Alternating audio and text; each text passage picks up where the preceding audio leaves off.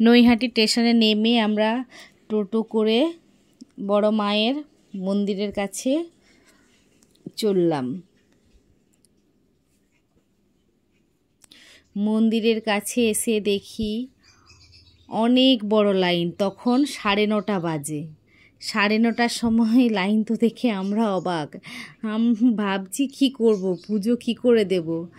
যাই হোক, মায়ের মন্দিরে যখন এসেই গেছি, পুজো তো না দিয়ে বাড়ি যাব না। সেই লাইন শুরু করলাম। দেখি লাইন আজও যায় কালো যায়, লাইন আর শেষ হচ্ছে না। অবশেষে আমরা ফেরিঘাট, নৈহাটির ফেরিঘাটের থেকে পেরিয়েও আমরা লাইনের মধ্যে দাঁড়ালাম। সেই লাইনে দাঁড়ালাম, প্রায় 2.5 ঘন্টা ধরে আমরা লাইন দিয়েছি।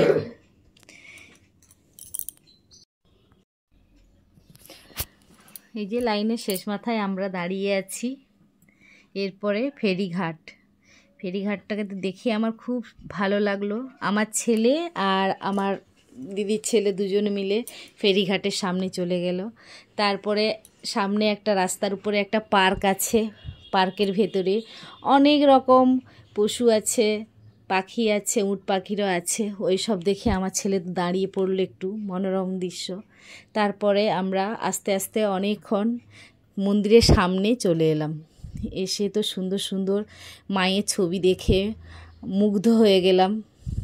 দেখে মনে হলো যে এক্ষুনি কিনে নেই, কিন্তু না, পুজোটা দিয়ে তারপরে নেব বলে আমরা মন্দিরে চলেই এলাম। মায়ের কাছে, মায়ের দর্শনে আমরা চলে এলাম। মায়ের মন্দিরে আমরা প্রবেশ করে নিলাম। খুব ভিড়, কিন্তু প্রবেশ করার পরে দেখলাম ভেতরের সিস্টেমটা খুব ভালো। মন্দিরের কাছে চলে এলাম, মায়ের দর্শন করে নিলাম। পুজো দেব বলে আমরা মায়ের মন্দিরে পুজো দেব বলে দাঁড়িয়ে পড়েছি। দেখেন মায়ের মুখটা খুব সুন্দর দেখতে,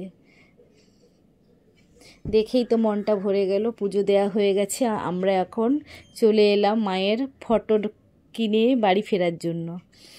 এই একটা ফটো কিনলাম মায়ের। দেখেন ফটোটা খুব সুন্দর দেখতে। আপনাদের কেমন কার লাগে একটু কমেন্টে জানিয়ে ফটোটা কেমন। এরপরে আমরা ফটো কিনে খাওয়া দাওয়া করে স্টেশনে চলে এলাম। স্টেশনে এসে ট্রেন একটু দেরি আছে, আমরা বসে থাকলাম আধা ঘন্টার মতন নৈহাটি স্টেশনে। এরপরে আমরা ট্রেন চলে আসবে, ট্রেনে উঠে পড়ব। উঠে আমরা বাড়ির দিকে রওনা দিয়ে দিলাম। দেখেন যেতে যেতে মনে হচ্ছে কত অপরূপ একটা দৃশ্য, কোনো একটা নতুন জগতে চলে এলাম। কারণ যেখানে থাকি এত গাছপালা দেখি না তো, তাই খুব ভালো লাগলো দৃশ্যটা, তাই একটু ক্যামেরা করে নিলাম। ট্রেন থেকে নেমে আমরা এখন বাড়ির দিকে রওনা দিয়ে দিলাম। একটা করে আইসক্রিম খেয়ে যে যার বাড়ি চলে গেলাম। ভিডিওটা ভালো লাগলে একটুখানি লাইক করে দেবেন, শেয়ার করে দেবেন।